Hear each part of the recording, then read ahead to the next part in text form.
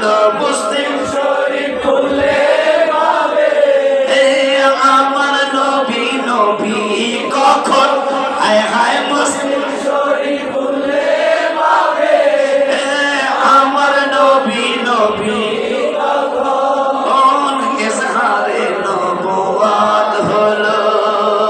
40 বছর বয়স যখন আমার তাহিরি ছোট ভাই ওরা আমরা হায়াতের মধ্যে বরকত দেন হাদিসটা